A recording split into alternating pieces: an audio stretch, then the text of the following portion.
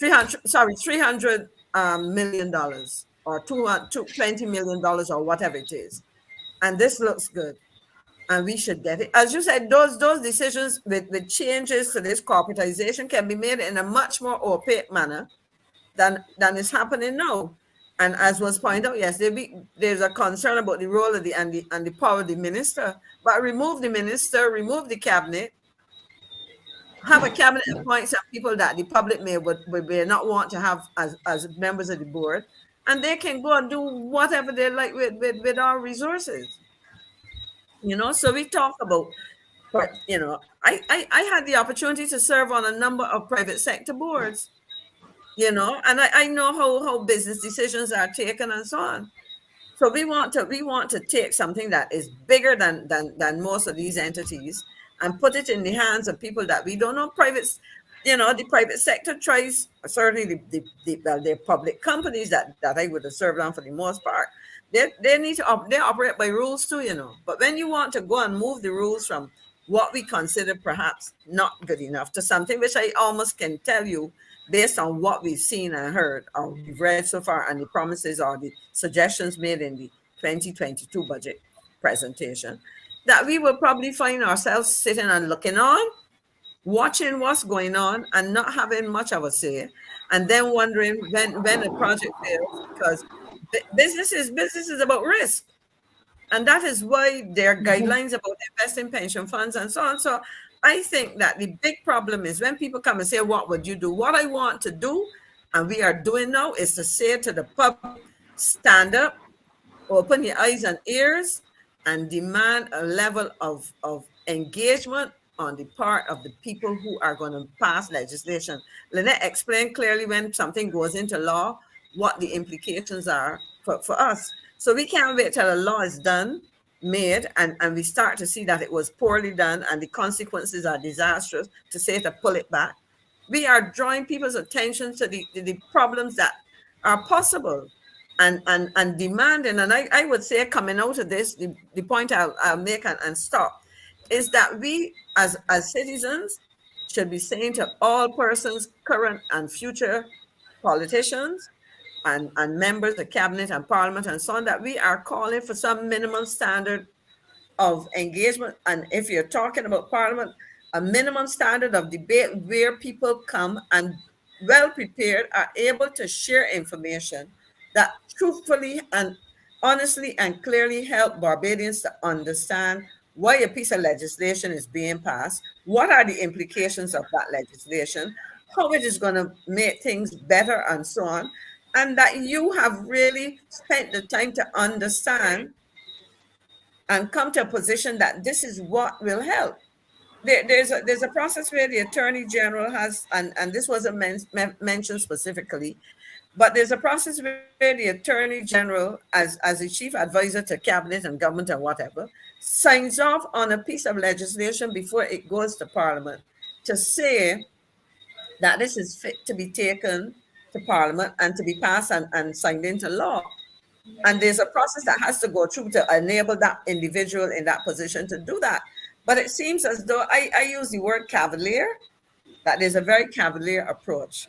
And to my mind, the last point I want to make in terms of this contribution is that in a situation where you have no opposition, I think that the government, notwithstanding the leadership style of an individual, the government, and the government includes the other 29 people in this case, who should be able to stand up and say, look, we have a moral obligation to demonstrate to the country that we will not misuse the power that we have, that we will bend over backwards to ensure that we demonstrate to the public that we are taking what we are doing seriously, and that we accept and understand that with when they say much is given, much is expected, that you therefore have to double your efforts to show the people that you are doing what you're supposed to do rather than not turn up. You look at some, since we were talking about numbers, people were sending me the clips from things. But when you go back and look, and do a content analysis of the previous parliamentary debates and see how many people on an average day are present. Go and do a content analysis of the actual speeches made and see how often people connected with a piece of legislation. Not only how much they spoke, but how much or the quality of the contribution and how it connected with the legislation and how it served to help us to understand why they're doing what they're doing. So I think that these are the kinds of things that hopefully we will remind the authorities, the government, the parliamentary group, that you have a moral obligation, and your moral compass should tell you that that obligation is serious and that you live up to it and not disrespect the people who are relying on you to make decisions that will help us as a country. Yeah. No disrespect. Yeah, go ahead. I have some good news for you. You know, like that's the Lynette spoke about the process of publishing the bill so that the people in the country can see it and stuff. Well, it was supposed to be passed in the Senate today, but it was published. The bill that was supposed to be circulated, people see, it was published in the official gazette today. I just. Okay. They would have been sending it out to the public for the public to see after they have passed it. After they have passed it. Listen, Barbadians, listen to what Mr. Franklyn is saying to you. So this was supposed to have been in the Gazette before it was brought to Parliament. Am I right? On Friday? No. You put it in you lay in Parliament first. Then you do they call it first reading, and then it should go off to the print room for printing. Right. For the Gazette. But go ahead. When you send it for printing, it goes comes in the Gazette. Everybody sees it. People can send and say, "Well, look, this is wrong. This is right. We should have this." But they're publishing the bill after the fact. So you do not know. It is something like saying, this is what the government is going to do for you. That is what the bill is supposed to be about. But it's passed already. And they've done that too many times. And I complain about it too many times. You know? But today I just disrespect. While Martin was speaking, I just pulled up my official gazette. And I saw, here it is. Right? It only published today. Today it says Bridgetown, Barbados, 2nd of August, 2023. Yeah. Again, pressure. Now, Lynette, it's called pressure. We are talking about it, and people are asking them for it, and they hear us talking about. We're asking the question, where is it in your official gazette? And they decided to put it in today, after they were supposed to pass it in the Senate. Do you guys realize what is going on? The pressure. And we have to keep the pressure up. If you're just joining us, the petition is being sorted out. You're going to see that on social media. You might get it in your email. Sign it. Don't take your foot off the lever. Keep the pressure going. We're trying to get out on the streets. Listen, the worst thing that they don't want any demonstration. They don't want nobody on the streets, man. You know, Mr. Franklyn, they're scared of that. They don't want anybody on the streets because we're saying to them, listen, if we have to wait till we are 60, 68, right? And I know we have former politicians on here. They need to wait too. Then that 50 need to become 68. That's what I am saying. I'm a lay person. That's what I'm saying. They can all tell me all if you believe that. This is some of the things that we want.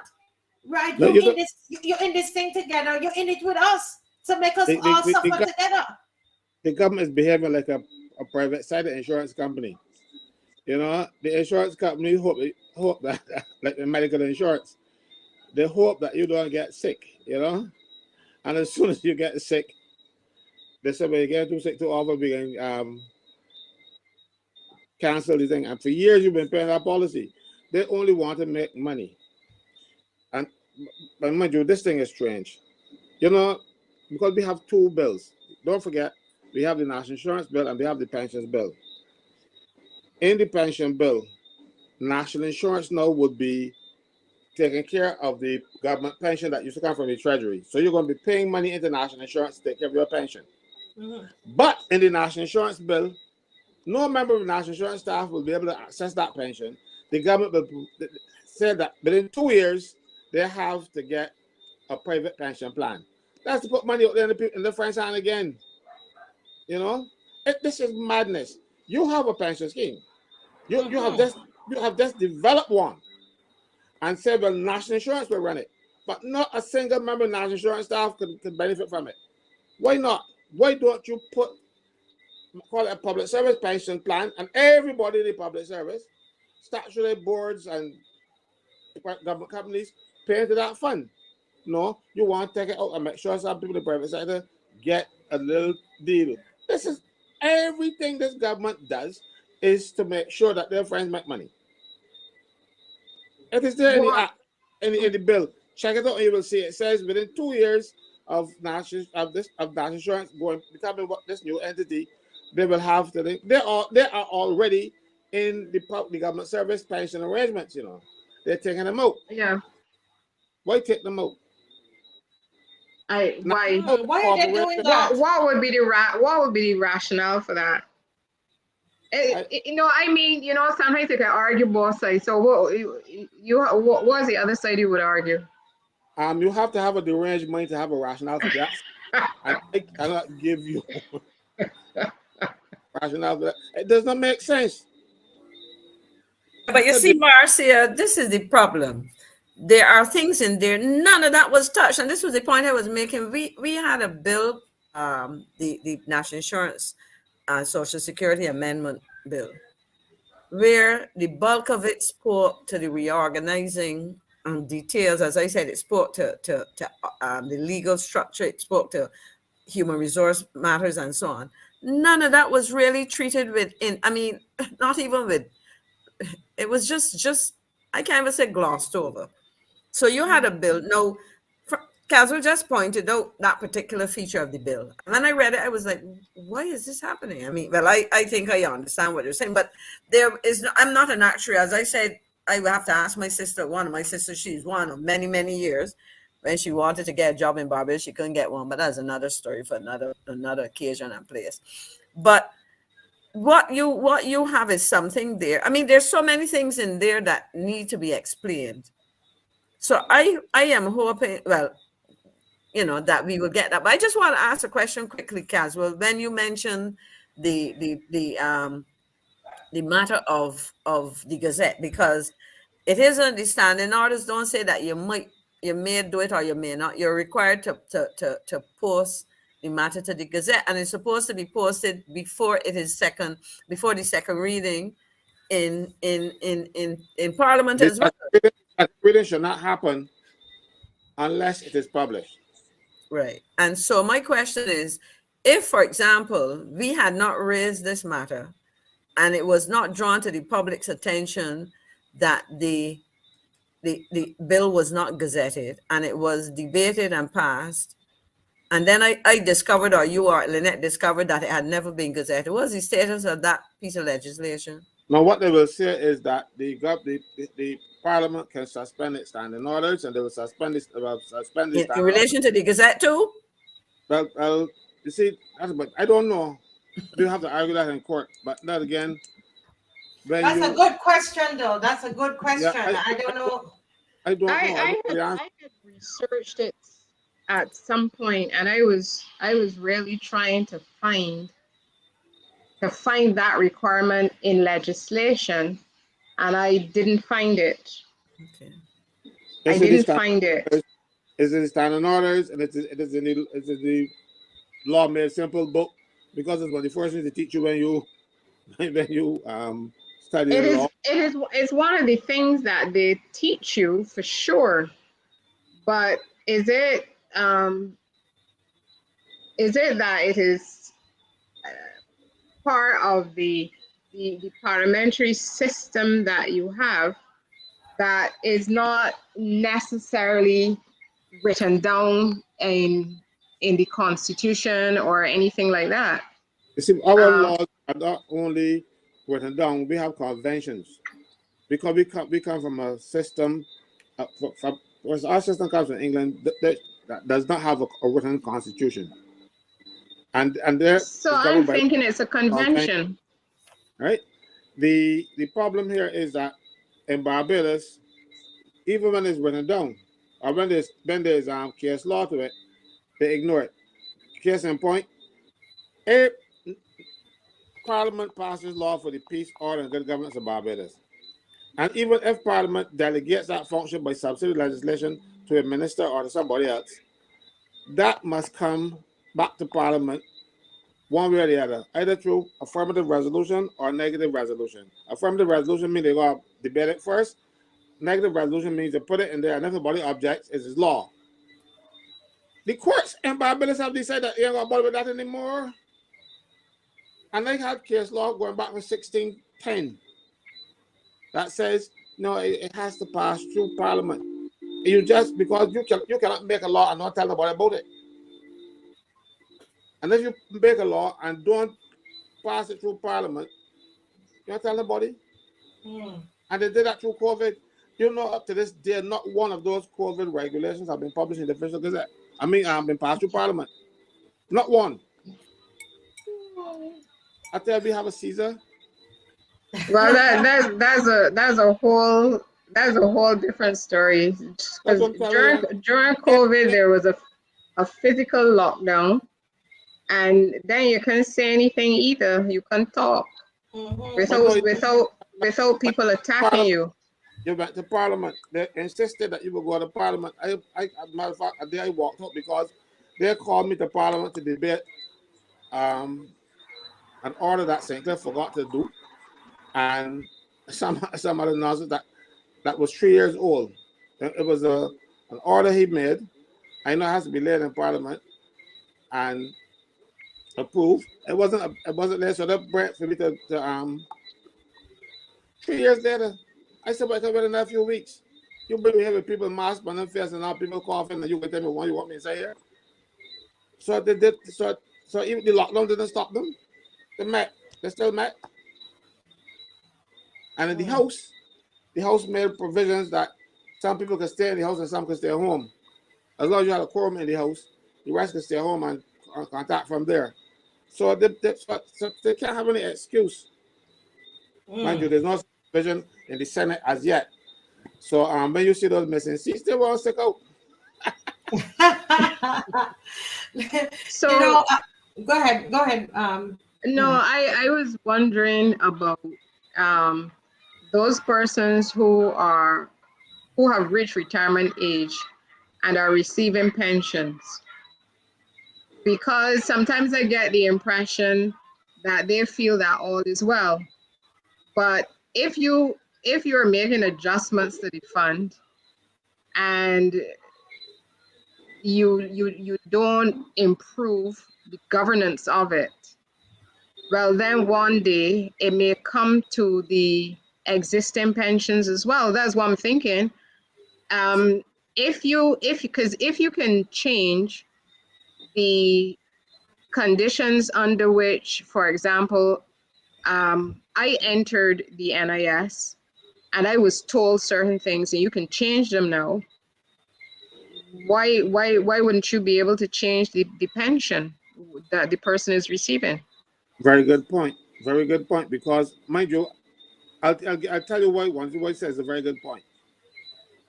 When you have contracts, people have a contract and they're working on these contracts and they want change, because get your permission, or after they make changes, the changes apply to new people coming in. Same, that's what happened in the pension arrangements for 1975. Because then Prime Minister said, or when the unions were saying, but no, this is unfair. He said, well, and they were fighting. He said, well, look, you're not fighting for anybody that is not already in the system. You only fight for your members. And I'm going to legislate for people who ain't get here yet. So the point that you made, that it was recognized that your conditions remain the same until, and for new people to change. But We have a new dispensation now. They're changing everything. No, whether you like it or not, they don't have any regard for what is nice and what is decent and what is proper. They just do what they want to do because they have the power. They have all 30 seats. You only need 20 to change the constitution. They got 30. Well, yeah, that's the problem that we have, because even if one were to argue that changing the conditions amount to deprivation of property, all you have to do really is to pass it using the appropriate majority in both houses. So basically anything really can be done. And I think that there may be some people who are not paying attention because they figure, well, it doesn't affect me. I retired already and I'm getting my pension. But I'm sure that those, I don't see any reason that they couldn't be changed. To me, they could be changed as well. So I think all of those individuals need to be paying attention. This is a national issue. It's not something that's just affecting, people who are approaching retirement. It affects everybody, including people who are already getting their pension and retired. Their conditions can change as well. Right. And Wow. you know the difficulty too is that I had a conversation with a young man about 2 weeks ago. So I was talking because, when I meet clients, I try to get an understanding of, who they are, what they do, and all that kind of thing. So, he's an artisan, and he was telling me how he makes money and that kind of thing. And I said, so you sign up for national insurance? That's one of the things I asked him. So, he kind of looked at me because it looked as though he hadn't thought about doing it. So I said, no, it's something you should do. You can work out how much you paying, and you just paying, and don't worry about it. Keep paying in. Sometimes you might not be able to pay in at a particular point in time if things aren't going good, but you pick back up and you keep paying in, and when you get old, then you will have you have some kind of pension coming to you. But to be honest, no, when people hear all of this, when young people hear all of this, because I'm thinking myself that if I had seen him in the coming weeks, if I were going to see him, I don't know that I would enthusiastically say, so you're paying into the national insurance. So I'm thinking that this is going to have an impact on even younger people coming in, and people encouraging them to become a part of the national insurance scheme, which then puts us in greater problems if you don't have younger people signing up. Coming in makes a lot of sense. Yeah. No, you see, there are other issues, and we have to try in Barbados to look at things holistically, because you see there's a push to encourage people to be self-employed. Now, the national insurance scheme benefits from having employees, where hopefully the money would be deducted, the money would be paid over to the national insurance scheme, instead of having an individual who has to fill out the forms themselves and work it out, and then go there and they're too busy because they're busy building a house or something, and they didn't have the time to do it. So the scheme does benefit from employees, but there seems to be this push to get people to be self-employed.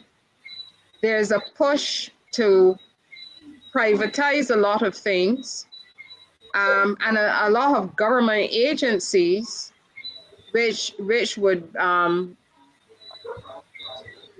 just excuse me a second. Yes, no problem. Yeah.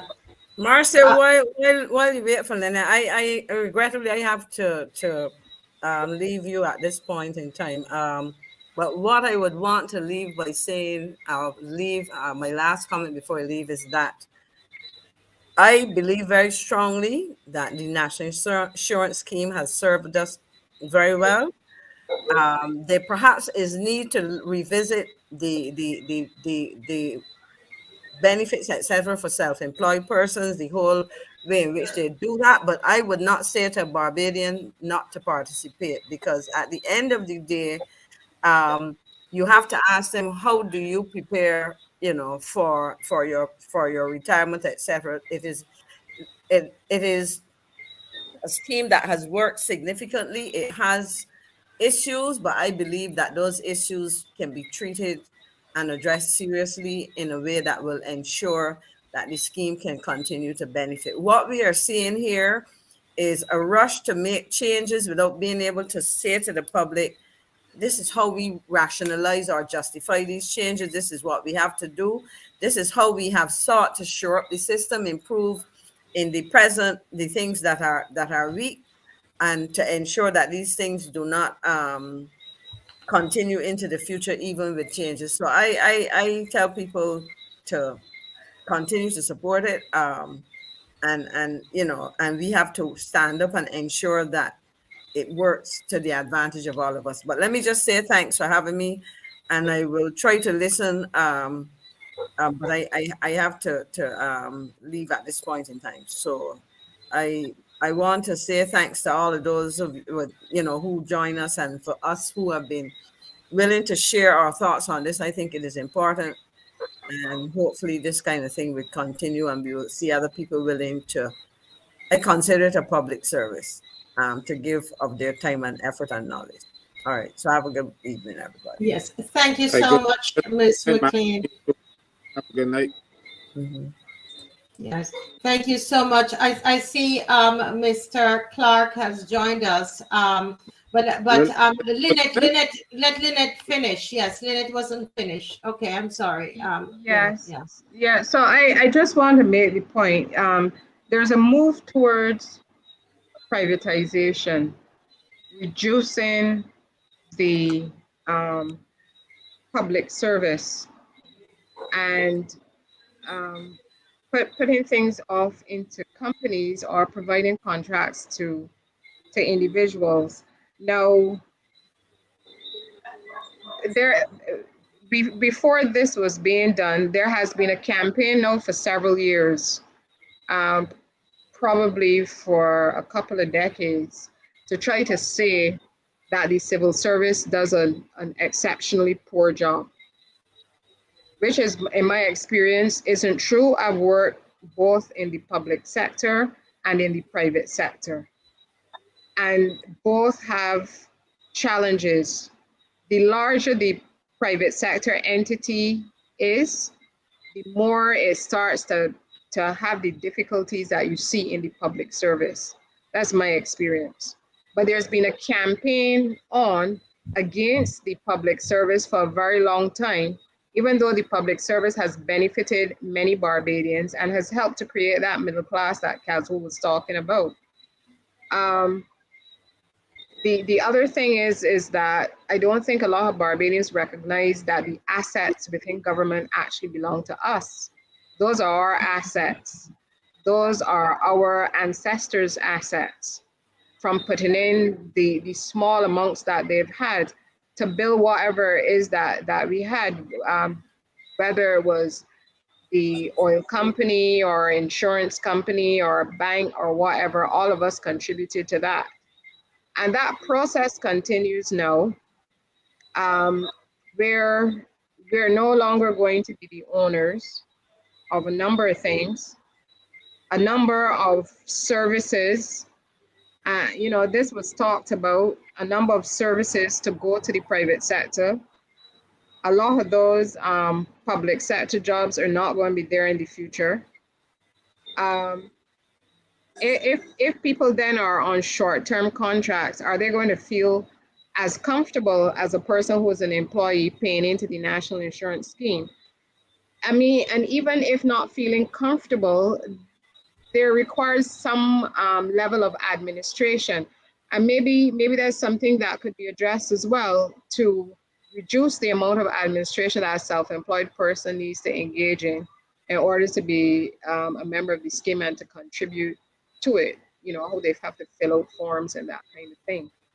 So what I'm saying is that we have to have an overarching policy, because all of these things then they all fit in to the other things. So if you are going to reduce your ability to get funds into the NIS because of a particular policy that you have concerning privatization, reducing the number of employees that you have, the scheme as created is going to have a challenge going forward. The other thing is that in terms of continued development in the economy, we're not seeing the projects getting off the ground that would actually create a number of employees to start paying into the scheme, as we have had in the past. You know, and I think we can't expect industries necessarily to stay, because, you know, for example, we remember we had Intel that employed a number of people, but that was there for a time. And it is, to me, it's nothing to cry over. You go and get more business from wherever, but you have to have a number of jobs for employees, I think, in order to help to sustain the fund. So I think all of these issues we have to look at. Otherwise, we might find that the fund then is always in trouble. And I would want to reiterate the point that because you have your pension and you're retired and it's coming to you every 2 weeks, that may not continue if it is found necessary to, I mean, increasing contributions to 500, from 500 to 750, that's a huge increase all in one go.